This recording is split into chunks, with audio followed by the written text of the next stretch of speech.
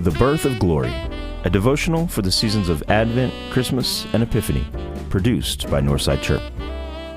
Friday, December 19th. Our scripture passage today comes from 1 Samuel chapter 1, verses 12 through 18. As she kept on praying to the Lord, Eli observed her mouth. Hannah was praying in her heart, and her lips were moving, but her voice was not heard. Eli thought she was drunk, and he said to her, "How long are you going to stay drunk? Put away your wine." "Not so, my lord," Hannah replied. "I am a woman who is deeply troubled. I have not been drinking wine or beer. I was pouring out my soul to the Lord. Do not take your servant for a wicked woman. I have been praying here out of my great anguish and grief." Eli answered, "Go in peace, and may the God of Israel grant you what you have asked of him." She said, "May your servant find favor in your eyes." Then she went away and ate something, and her face was no longer downcast.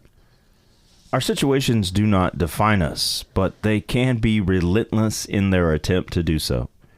Before we reach the story of Ichabod and his mother in the book of 1 Samuel, we are told about another mother and her relentlessly difficult situation. Hannah's situation was not easy from the very beginning.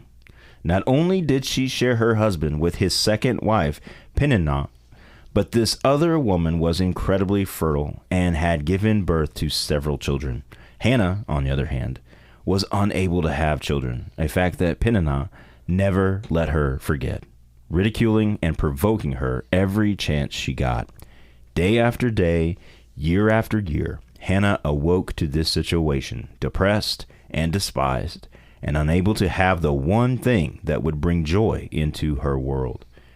Her situation swallowed her up so that she couldn't even worship in the house of the Lord, instead collapsing in tears and refusing to eat. Hannah had allowed her situation to define her completely, until she didn't. Finally, heartbroken and bitter, she turned to God and made a deal. She made a vow. "If you'll just give me a son, I'll give him back to you as your servant for his whole life." There's a lot going on in this story, but at the very least, we can say of Hannah that she was done having her situation define who she was. And so she went to the one who can transform any situation through his glory, the one who defines who we truly are. Hannah took her anguish and grief and handed it over to God, knowing that God is the only true source of joy in our lives. She didn't allow her situation to define her any longer, but rather let it rest in the hands of God. And even before God answered her prayer, her situation began to change. She went away and ate something, and her face was no longer downcast. Just turning her situation over to God without knowing what would happen next, the ground of Hannah's heart began to soften so the seeds of joy could be planted. And planted they were, sprouting to full bloom almost immediately as God answered her prayer and gave her a little baby boy.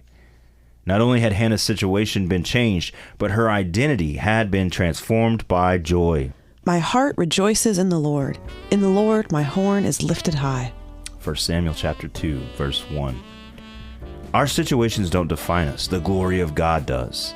And with that glory, with that presence of the Lord in another baby boy, Emmanuel, our hearts are filled with joy.